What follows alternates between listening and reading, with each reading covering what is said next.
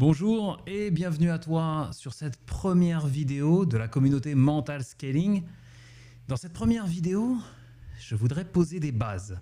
Peut-être tu les as déjà vues, peut-être tu m'as déjà entendu en parler. Peu importe, je t'invite toujours à regarder ces vidéos avec un œil neuf, un œil de curiosité pour voir quel élément est-ce que tu pourrais aller choper, intégrer. Bref, viens toujours avec cet esprit de curiosité. Aujourd'hui, l'objectif, c'est de planter les premières bases de ce que va être le travail qu'on va faire ensemble, de ce que tu vas trouver dans ce groupe, mais surtout de comprendre en quoi notre psychologie affecte concrètement nos résultats, nos conditions de vie, que ce soit positif ou négatif. Pendant longtemps, j'ai entendu parler du coaching et du développement personnel, et même si la spiritualité m'intéressait, je trouvais ça bullshit. On entend beaucoup de choses là-dessus quand on est d'un point de vue extérieur. On voit des coachs faire du marketing, souvent ça s'entremêle, et puis on se dit voilà, c'est juste de l'escroquerie, etc. Et puis un jour j'ai regardé un documentaire, ça m'a percuté, je dis waouh, incroyable. J'ai creusé un peu, et au final je me suis formé à des techniques comme la PNL, l'hypnose et autres, je suis moi-même devenu coach, et aujourd'hui je me fais accompagner. À l'heure où j'enregistre cette vidéo, j'ai 3 coachs, je fais partie de 2 masterminds, donc moi-même je suis grand consommateur de ça, et clairement ça a changé ma vie. Et à travers ce groupe, cette série de vidéos, j'ai envie potentiellement de te permettre de toi aussi de bénéficier de ces outils. Certains vont être gratuits, il va y avoir des programmes payants, etc. En tout cas, cette vidéo-là, aujourd'hui, elle est gratuite. Il va y en avoir plusieurs. Tu peux les regarder autant de fois, autant de temps que tu veux. Et je t'invite même à aller un peu plus loin. Il y a un espace commentaire sous cette vidéo. Si tu as des questions, des commentaires, des partages, s'il te plaît, fais-le. Ça va nous permettre d'interagir, moi de potentiellement t'apporter un complément d'information, voire même s'il faut retourner la vidéo pour en mettre une version améliorée, etc. etc. Donc l'engagement, l'interaction qu'on va avoir ensemble est primordial pour que je puisse faire mon taf. Et même si aujourd'hui je t'ai rien vendu et que tout ça c'est gratuit, c'est déjà une base. Ne néglige pas l'importance du contenu de ce que je vais aborder avec toi. Aujourd'hui je te l'offre. C'est pas pour autant que ça n'a pas de valeur. Moi, là, ce que je vais te montrer tout à l'heure et ce que je vais t'expliquer, je l'ai payé. Je suis allé me former. J'ai dépensé des milliers d'euros, j'ai travaillé dessus. Donc tout ça, en fait, ce n'est pas vendu, mais ce n'est pas complètement gratuit. C'est offert réellement. Et l'être humain fonctionne comme ça. Ce qui est gratuit n'a pas de valeur. Ce n'est pas le cas de cette vidéo. Donc vraiment, prends le temps, prends des notes, intègre, essaye de intégrer ce qui va être dit. L'objectif de cette première vidéo va être de te donner les bases du mindset, la compréhension du rôle de notre psychologie dans l'univers que l'on a créé. Quand je dis l'univers que l'on a créé, rien de mystique. Moi, je ne suis pas très branché sur les énergies, les trucs, des vibrations, etc. Non pas que j'y crois pas ou quoi que ce soit, mais ce n'est pas mon approche. Je suis plutôt très cartésien, très terre à terre. Et donc, quand je vais parler de l'univers, je vais parler de l'environnement que tu as créé. En quoi ta psychologie, ton mindset a un impact positif ou négatif. À l'issue de cette vidéo, tu seras capable justement de prendre du recul, et si tu as vraiment intégré ça et si tu es curieux et tu essayes d'appliquer, tu vas commencer à te poser des questions. Qu'est-ce qui en moi ou qu'est-ce qui dans mon approche me conditionne à avoir peut-être les mauvais résultats que j'ai, les blocages, les freins, les limitations. Notre société est constituée, elle est organisée, ou en tout cas elle valorise nos compétences et notre savoir-faire. Depuis qu'on est tout gosse. Depuis qu'on est tout gosse, tu as sûrement entendu ces phrases, reste pas là à rien faire. Toi-même, moi j'ai une petite fille, une petite puce, elle a 5 ans au moment où j'enregistre cette vidéo. Papa, on fait quoi aujourd'hui? Mais demain on fait quoi? Faire. Alors bien évidemment, pour elle c'est normal, être actif, tout ça, faire des choses, elle est pleine de vie, elle a besoin de s'éveiller, de faire des expériences. Mais remarque comme on a été éduqué dans la notion de faire. On ne nous a pas éduqué dans la notion d'être, à moins que tu aies vécu dans une communauté spirituelle ou quoi que ce soit.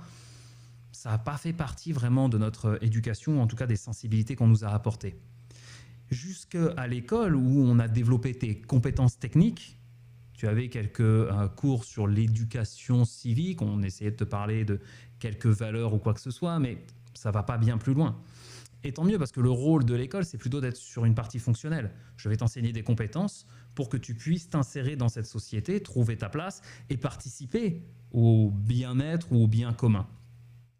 Et quand tu es sorti du collège, on t'a demandé une orientation. Donc, moi j'ai redoublé, au collège j'avais redoublé une fois. Donc je suis un peu en retard, mais je ne sais pas à quel âge tu quittes, je crois 14 ou 15 ans. Et on te demande de faire un choix de vie, une orientation, alors que tu n'as juste rien vécu. Et pour te proposer des orientations, on va regarder ce que tu sais faire. Un peu ce que tu aimes faire, mais si tu aimes faire des trucs et que tu n'as pas les notes qui correspondent à ça, on va dire ah non, non, non, on part sur une autre voie. Bon, on m'a orienté sur une voie. Alors, j'étais un cas d'échec scolaire. Je ne te raconte pas ma vie dans cette vidéo, mais j'étais un cas d'échec scolaire. Et au CIO, je n'avais pas les notes pour passer en seconde générale ou quoi que ce soit, mais moi, je voulais être programmeur. Je voulais développer des jeux vidéo, être sur des ordinateurs, tout ça, ça me plaisait. Et on m'a dit, les ordinateurs, t'as pas la moyenne, maths, ouais, c'est pas trop ça. Compta. La compta, on se sert d'ordinateur, c'est bien pour toi, tu vas te régaler. Allez hop là, BEP compta. Moi, je suis pas du tout allé là-dedans, j'ai poursuivi, j'ai fait un BEP vente, ça a été une catastrophe. Je me suis retrouvé par hasard dans un lycée technique, parce que j'avais un pote qui était inscrit là-bas. J'ai suivi le même chemin. Et waouh, miracle, j'ai eu un BEP, ouais, c'est qu'un BEP, hein, 19 de moyenne. Parce que d'un coup, je me régalais, j'appréciais ce que je faisais. Je faisais des calculs, j'arrivais à résoudre des problèmes à longueur de temps. Tu vois, on se fout de la gueule aujourd'hui de tu te sers de Pythagore, de Thalès et quoi que ce soit. C'était mon pain quotidien. Tous les jours, je me servais de la trigonométrie, des différents théorèmes et j'arrivais à calculer des mesures, des distances, des angles, etc. Et donc, je faisais de la micromécanique de précision à longueur de temps. Et juste le simple fait de faire des calculs et tout, ça me passionnait. J'étais bon là-dedans. Mais quand, en sortie de troisième, on m'oriente, on ne regarde que mon savoir-faire.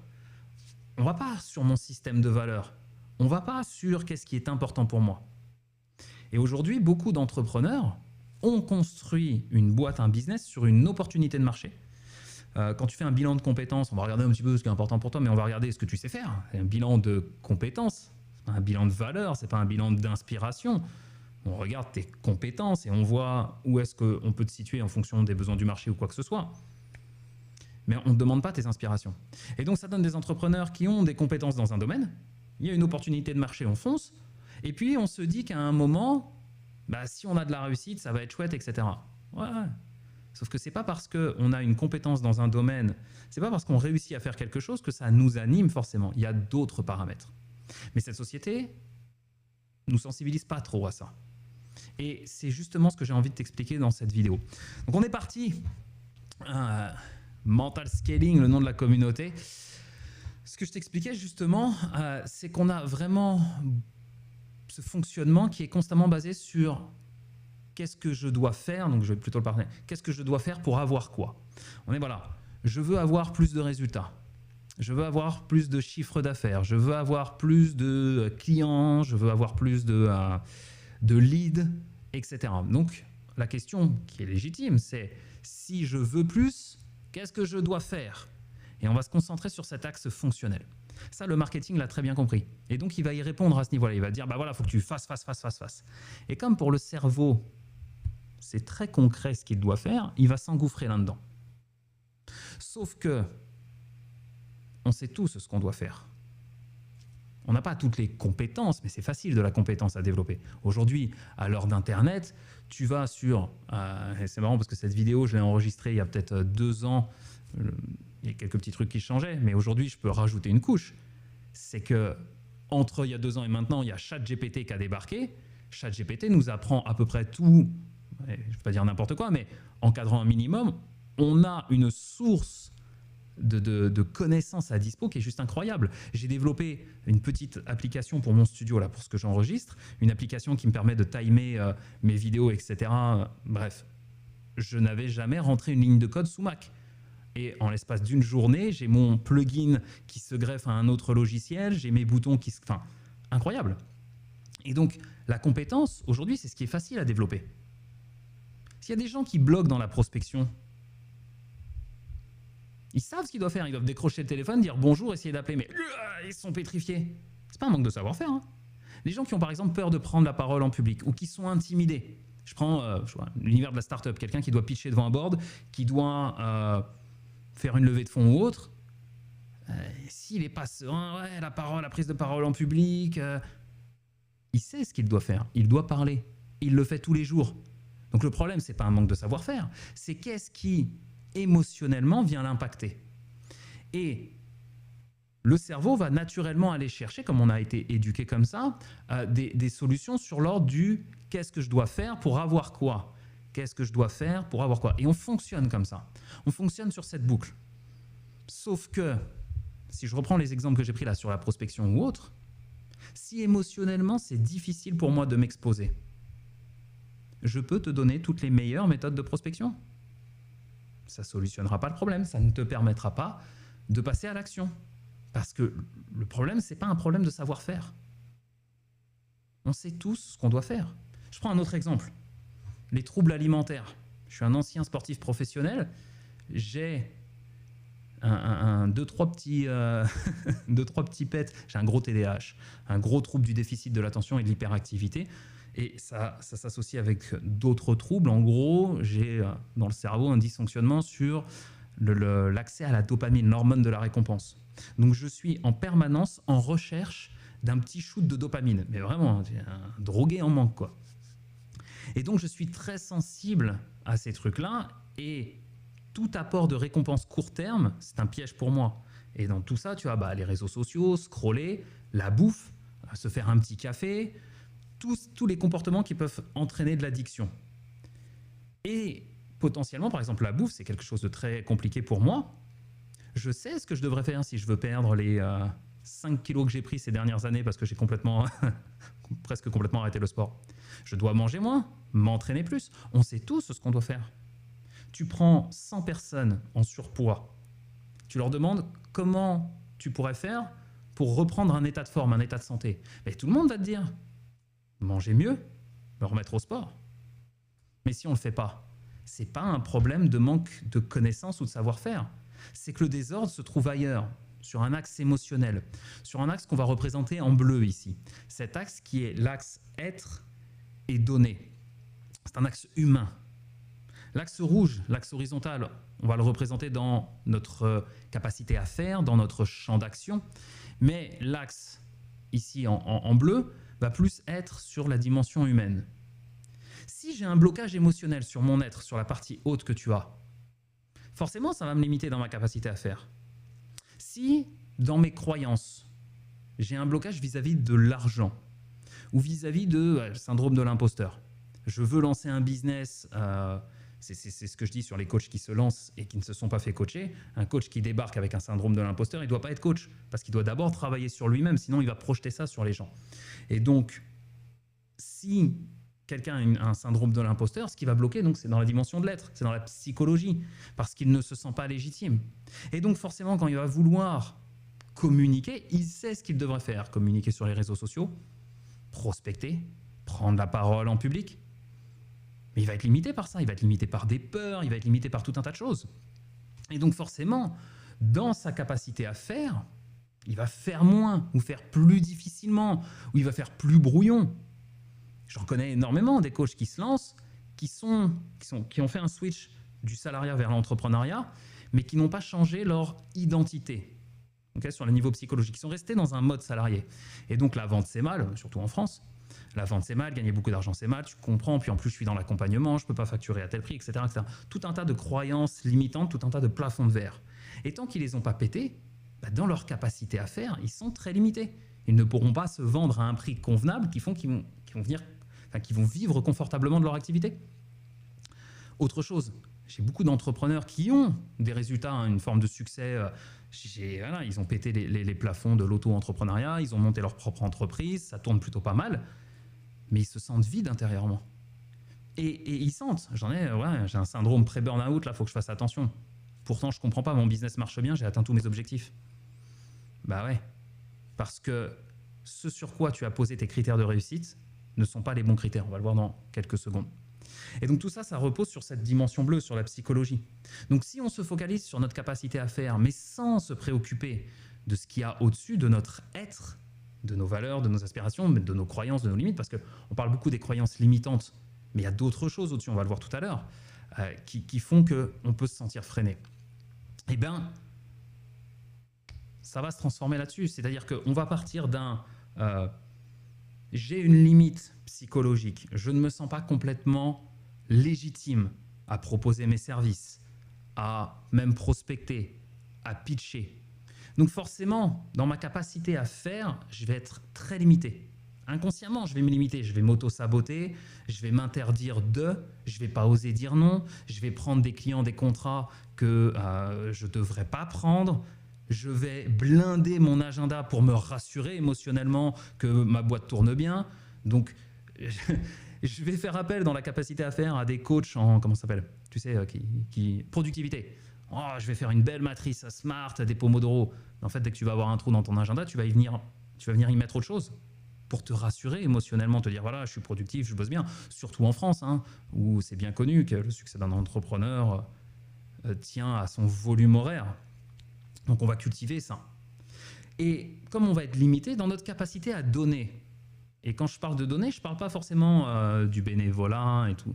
Non, je parle dans la capacité de ce que je vais transmettre à mes clients ou même donner sur les réseaux sociaux, tu sais, donner de la valeur. J'aime pas trop cette approche-là, mais en tout cas, je vais être limité. Puisque dans ma capacité à faire, je ne me sens pas légitime. Si moi, je suis face à toi et qu'en tant que coach, je ne me sens pas légitime pour t'accompagner sur telle ou telle problématique, ben dans ce que je vais te donner, je vais forcément rencontrer des limitations. Et donc, dans ce que je vais avoir, plutôt dans ce sens-là, dans ce que je vais avoir en termes de résultats, en termes d'income, en termes de, OK, j'ai coaché un client, j'ai tel résultat, et donc je peux utiliser un témoignage ou autre, on va être limité. Quand bien même, par exemple, revenons sur la prospection. Je n'ose pas prospecter parce que j'ai des peurs, des blocages, je n'ose pas m'exposer. Donc, dans ma capacité à faire, je vais être très limité. Donc, dans ce que je vais donner à des clients, ben, il va y en avoir très peu. Et donc, par conséquent, en termes d'avoir, de ce que je vais obtenir, je vais être très limité. Et, on le verra dans quelques vidéos, la psychologie humaine est ainsi faite que mon cerveau inconsciemment va toujours vouloir valider ce que je crois être vrai. Mon cerveau va vouloir valider ce que je crois être vrai. Tu peux mettre pause et la noter celle-là. C'est-à-dire que inconsciemment, mon cerveau va observer l'environnement, va lui donner du sens, qui va toujours tendre pour confirmer ce que je crois être vrai. Et ce phénomène, je le décortiquerai dans quelques vidéos, il est amplifié par les réseaux sociaux qui, algorithmiquement, bon bref, tu m'as compris, va nous donner ce qu'on a envie de voir. Encore plus, et donc on va s'enfermer dans une espèce de bulle d'auto-persuasion. Et si à un moment je suis limité, parce que je me suis limité par une peur, un syndrome de l'imposteur, etc., mon absence de résultat va être appuyée, validée et confirmée par mon cerveau. Et donc, d'un point de vue de l'être, je vais être encore moins en capacité de. Je vais encore plus m'auto-saboter. Je vais venir amplifier moi-même ma propre peur. Et ça, c'est un sacré cercle vicieux en fait. Parce que forcément, si j'ancre ma peur, si j'ai essayé de prospecter plusieurs fois, ça ne s'est pas bien passé, si j'ai essayé de parler en public et que je me suis vautré, si j'ai connu plusieurs échecs parce que j'ai voulu me challenger et que dans mon être, j'ai déjà des fragilités, des failles et que c'est venu appuyer là-dessus, bah, potentiellement dans ma capacité à faire, je vais me limiter. Donc dans ce que je vais donner, dans ce que je vais, tu vois, la vidéo que je suis en train de faire, c'est vraiment de cette notion-là dont je parle, je vais être tout autant limité et donc je vais obtenir moins. Et le cercle vicieux. Donc tu l'auras compris, si je veux faire plus, la question à se poser, c'est dans mon être, où est-ce que je me limite?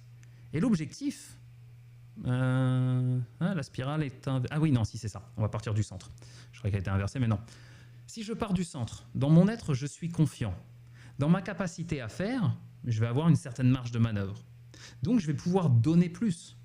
Si moi, je suis à l'aise là pour proposer mes services à la vente, j'ai rien à vendre dans cette vidéo, je te rassure, mais potentiellement dans une vidéo prochaine, il se peut que je fasse un appel à l'action et je te dise « Hey, si ça te parle, si tu n'arrives pas à te débloquer, appelle-moi ».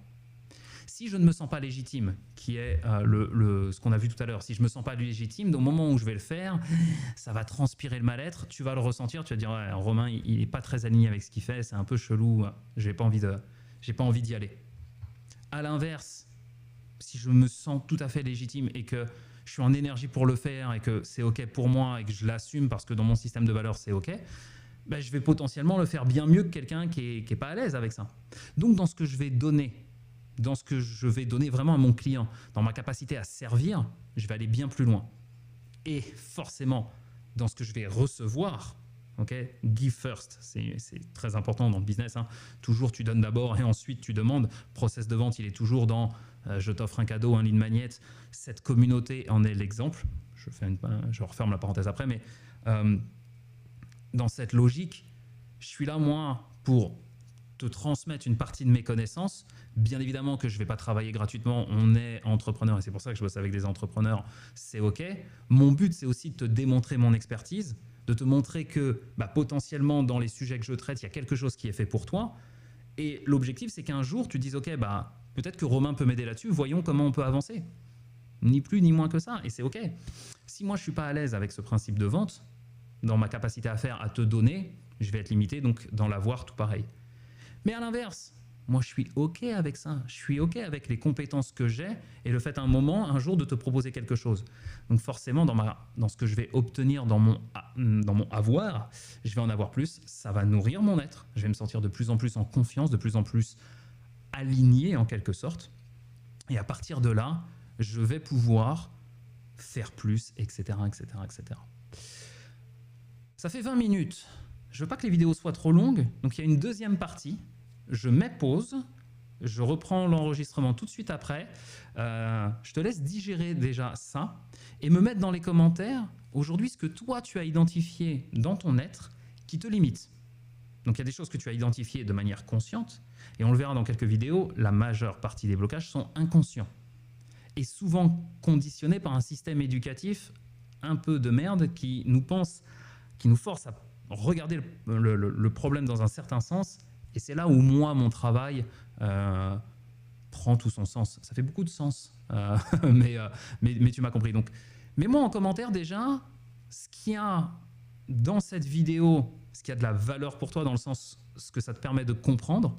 Et si tu projettes à ta situation, mets-moi dans les commentaires, OK, qu'est-ce que tu as identifié dans l'axe bleu sur ton être qui peut être quelque chose de limitant ou en tout cas un point de focus, quelque chose à débloquer ou à améliorer pour pouvoir faire plus, donner plus et avoir plus. C'est parti, mets-moi ça dans les commentaires, prends un moment pour digérer et on se retrouve sur la vidéo d'après où justement je vais te parler de l'alignement, le système de valeur, tout ça, où on va se focaliser sur la partie haute de l'axe bleu. Et j'arrête l'enregistrement, à tout de suite sur la deuxième partie.